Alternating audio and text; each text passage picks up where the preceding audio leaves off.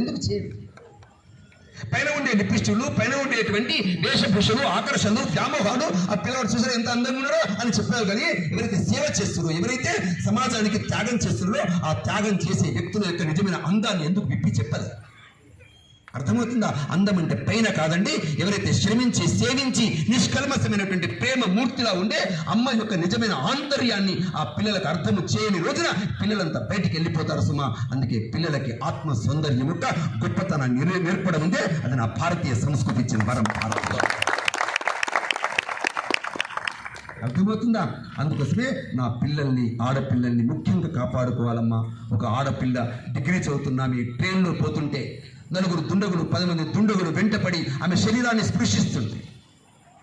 ఆమె మెడలో ఉండేటువంటి నగలను దోచుకోవడం ప్రయత్నం చేస్తుంటే కాపాడు కాపాడంటే మిగతా వాళ్ళంతా దిక్కు చూస్తుంటే ఏమంటే ఆ పాప అటు ఇటు పరిగెత్తితే చివరికి ఆ దుండగులు అమ్మాయిని ట్రైన్ నుంచి బయటికి తోసేశారు. కుడికాలు విరిగిపోయింది ఆ అమ్మాయి. మీకు తెలిసిన ఆ అమ్మాయిని వాళ్ళ తల్లి చేరదీసి, తండ్రి లేడు. ఆ తల్లికి, ఆ పాపకి, అమ్మాయికి ఏమంటే కృత్రిమ కాలు, ఆర్టిఫిషియల్ లెగ్ పెట్టి నడిపించింది, పరిగెత్తించింది. స్వామి వివేకానంద పుస్తకాలు చదివించింది. ఛత్రపతి శివాజీ యొక్క ధైర్యాన్ని, జిజాబేత యొక్క వాత్సల్యాన్ని నేర్పింది.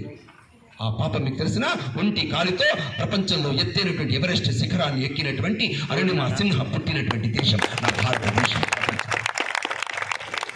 ఏమండి అరుణిమా సింహ నీ పాపకి ఎందుకు కథ చెప్పు? నేను ఇందాక సమంత అన్నప్పుడు నేను ఊరికేదో చెప్పలేదు, అపహాస్యం కోసం చెప్పలేదు, నేను జోక్ కోసం చెప్పలేదు. ఎందుకంటే అరుణిమా సింహను పరిచయం చేయకపోతే ఇంకెవరు వచ్చి ఆ యొక్క బుర్ర లోపలికి మనసులోకి చూస్తారు, సమాజాన్ని నాశనం చేస్తారు, హృదయాన్ని నాశనం చేస్తారు. అందుకే ఆదర్శమైనటువంటి వ్యక్తుల యొక్క జీవిత గాథల్ని చిన్నపిల్లలకి చెప్పాలి మనమంతా. ఒక చిన్న పాప పేదరికం కారణంగా బడికి వెళ్ళట్లేదు. పేదరికం, వాళ్ళు బడిలో చదివించలేదు. కానీ మీకు తెలిసిన ఆ పాప గొప్పతనం ఏంటో, ఇటుపక్కన కర్రపాతి, అటుపక్కన కర్రపాతి, ఒక తాడు వేసి ఆ తాడు పైన విన్యాసాలు చేయగలుగుతుంది. ఒక రాడు తయారు చేసి ఆ రాడులో తన శరీరాన్ని దూర్చి విన్యాసాలు తయారు చేస్తుంది. వాళ్ళ అమ్మానాన్నలు చదివించలేరు, కానీ ఆ యొక్క విన్యాసాలు చేస్తున్న ఆ పాప వయస్సు ఎంతండి? కేవలం 5-6 సంవత్సరాలే. కానీ 5-6 సంవత్సరాల పాపను చూసి ఎవరు మనలాంటి వాళ్ళు అరే ఈ పాప చదువుకుంటే బాగుండే అని చెప్పి ఆ పాపని తీసుకొచ్చి చదివిస్తే ఏమండి లెక్కలు ఎంత చాలా గొప్పతనం ఏందండి. ఏమండి ప్రపంచంలోనే, నేను భారతదేశం గురించి మాట్లాడడం లేదు, ప్రపంచంలోనే లెక్కల్లో అతి గుణవంతురాలుగా ఎదిగినటువంటి ఏమండి ఆమె శకుంతలాదేవి పుట్టిన దేశం భారతదేశం. ఎందుకు ఈ కథలు చెప్పం పిల్లలకి? ఒకటి ఆదర్శమైనటువంటి వ్యక్తుల యొక్క జీవితాల కథలు చెప్పాలి చిన్న పిల్లలకి. అర్థమవుతుందా లేదా? స్వామి వివేకానంద ఏమంటే స్వామి వివేకానంద అమెరికాకి వెళితే అమెరికాలో ఎదురుగా కూర్చున్న వాళ్ళంతా అమ్మాయిలే, ఆడవాళ్ళే, మగవాళ్ళు ఎవరు లేరు అక్కడ. ఒక ఆమె నిలబడి ఉంటే అమ్మ కూర్చోమ్మా, అమ్మ వయసు ఎంత అండి? ఆమె వయసు 20 సంవత్సరాలు. ఆమె ఏమో తెలుసురా, నన్ను అమ్మ అంటున్నావు, నాకు 70 ఏళ్ళు ఉన్నాయి అనుకున్నావా? నాకు 18.